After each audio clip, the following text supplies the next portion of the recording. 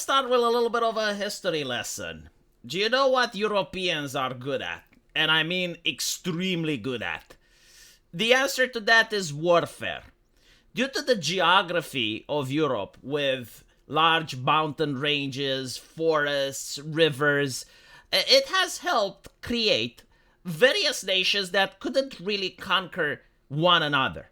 Right? Because you manage to push them to the mountains, but then you can't press on. And you end up with a stalemate like that. You got this geographical border between two nations. As such, it encouraged competition and innovation.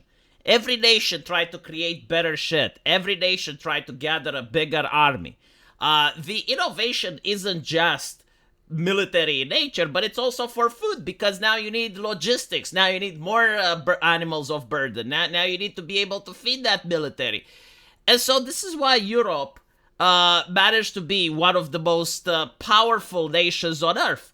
It's because of this competition, these nations struggling with each other to outdo each other so that none can get the upper hand. And you can see just how effective Europeans are in combat, because once the ability to travel oceans was discovered, we conquered the pretty much whole fucking world. Like, the British Empire has went far and wide and brought war over there to other people, and very few were actually capable withstanding the European might. Now, what ends up happening is that when the Europeans go back home, they start fighting with each other. And when the Europeans start fighting with each other, it causes world wars. And when the world wars go unchecked, and someone genuinely pisses off the Europeans, they manage to split the fucking atom. They manage to delve into realms of science and create entire new scientific technologies and advancements that are able to wipe off from the face of the earth in less than a second hundreds of thousands of people, if not millions, because the radioactive damage seems to actually last even after the bombs fell. And so people consider it's a good idea if we get the Europeans to start chimping out. If we get the Europeans to stop waging war against one another, because when that happens, the whole world suffers. And so they looked into history and they tried to find out, like, okay, well, what is actually causing Europeans to spurg out? And apparently, they identified a couple of issues. One of them is what we call the Eastern problem here in Romania, which is Russia. The other one is the Western problem, which is Germany. For a lot of European history, Germany was the ones that were the guarantors of peace. Like, they had their empire with the Kaiser, and they were the ones that were swinging the big fat cock around, and they were basically the European police in the same way that America is the world police. But this also caused military alliances against them. This also caused frictions, and so it led to what I was talking earlier. When nations are wary of each other, when nations are competing with each other, and you have strong national spirits, it leads to war. So that's pretty much what World War I was. It was a war of nationalism. It was a war where people were challenging the status quo. Of course, the Archduke is what started it, but that was the pretext. The reality was that the great powers were wanting a reset. Right, and then you have World War II. And finally, after World War II, people are like, okay, well, let's stop the Europeans from chimping out. Let's have NATO. And the actual purpose of NATO was to keep the Russians away and to also keep Germany down. Right, so keep the Russians suppressed and Germany down, and everything is good. And the reality is that this arrangement, which is not perfect, like there's a lot of things you can use to criticize NATO with, has actually guaranteed what the historians call as the long peace. Because now the European nations don't focus on military might. Now the military nations focused for a while on technological achievements, on scientific pursuits, on improving the welfare for their own citizens. But then the Germans managed to get their claws into the European Union, and then we focused on bureaucracy. Bureaucracy is actually a German tradition, if you will. It existed since the Byzantium. They inherited it. During the Byzantium Empire, you had the emperor absolutely mad, crazy. He would bite his ministers, and he was locked in a gold cage. And the real empire was led by bureaucrats, right? And so that was inherited into the German mindset. They love bureaucracy, and unfortunately, bureaucracy also makes us poor, and it stifles innovation and creativity. But that's a conversation for another time.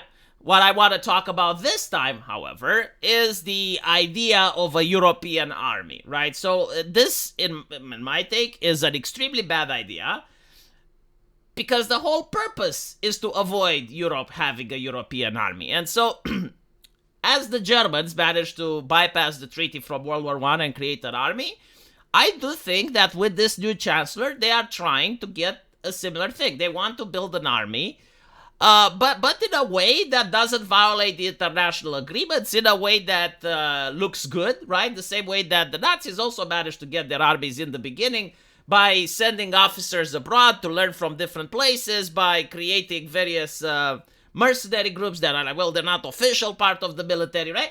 And so, like, they're trying to weasel their way out of the situation where that was imposed on them. A situation which, again, like, they benefited themselves because having no one in Europe is actually good for the German citizen too, not just everyone else. And so, with this take, it's like, all right, well, let's have the United Kingdom and France build up their military, and we, the Germans, like, we're not going to make our military. We're just going to fund everything, right? So we're going to finance it. So in other words, another burden on the German taxpayer. But what's even worse is that it doesn't really matter who does the person answer to. It matters who pays the cash, right? Because we can see the influence and the power the United States has over Europe right now. Like if the European Union was to, say, want to ban Twitter, right? Like they're like, we're banning X. The Americans can just say, oh, you're banning X, well, we're pulling away our military. Right? Like, they're just using soft power. They're not attacking anyone. They're not threatening to bomb anything. They're just like, no, we're pulling away our military. And immediately you'll see that the European Union falls in line. And this is what's happening here, right? Like, if the Germans were to be able to actually fund the military, even if they don't have command of it, they would get incredible amount of soft power over Germany and France and the entire Europe. They could always say, well, if you don't do what we say, we're going to cut the funding. Then they can just do what they did with Ukraine with the Taurus missiles, right? Like just cock-teasing Ukraine with the Taurus missiles. It's like, oh, we're going to give them to you, but maybe at a later time, maybe when we feel like it. And then there's this chucklehead, right? Why would I trust this chucklehead that lied to his own people? Like initially, he pinched a little bit of the AFD votes by saying, okay, well, if we get in power, we're going to have a little bit more checks on the border. We're going to start deporting criminals. We're going to, like, he basically tapped into the AFD electorate by giving them a little bit, by negotiating, by doing what you're supposed to do in a democracy. But then he displayed German efficiency, and in less than 24 hours after getting elected, he's like, you know what, no, none of us want to do any of that. We're not going to even entertain these conversations. And so, like, why would I want this person in charge of a European army? The Americans don't do this shit. And this is why I trust them more than I trust Germany, where all the censorship is coming from. Okay, so you want an army without the accountability, right? Because that's why you censor people. You don't censor people to protect others. Like, you don't need censorship to keep me safe. It's like, no, I can keep myself safe. You don't have to censor others for my behalf. No, you're censoring to keep politicians safe. So you want an army, you want to be able to do whatever you want with it, and when people complain, you can start censoring them. Yeah, no, I don't think that's a good idea. And I do think that this may be a little bit of a panic porn, because I do believe that France and UK aren't going to go along with it. Like, there's no way that the United Kingdom is going to place its military under German funding. Like, that just, I don't see something happening due to the historical thing, which is probably why Germany wants UK on board, right? Because that's the only way that they can do it. And so I don't think it's going to happen. And I think it's a good thing, right? So if you hear anyone trying to entertain this conversation, make sure you tell them the historical baggage so they can understand why it would be a bad idea. The Americans maintaining the current status quo, in my opinion, is the best. And if that can't be achieved, then the next best thing would be for European nations to independently grow their army and form alliances based on a regional era, right? So like you would have Romania allying with Poland and Bulgaria and all the other countries in the region and building up our own military might. And that doesn't mean that in the case of a event, like let's say Russians are invading or something like that in 50, 60 years from now, Doesn't mean that other nations can't collaborate or cooperate. I mean, this actually happened throughout the entire history of Europe. But if you're going to suggest that, no, we should have like one army that's funded by Germany, no. No. Absolutely not. Like, this would actually weaken other nations rather than strengthen them. Let me know what you think, and I'll see you guys in the comment section. Take care.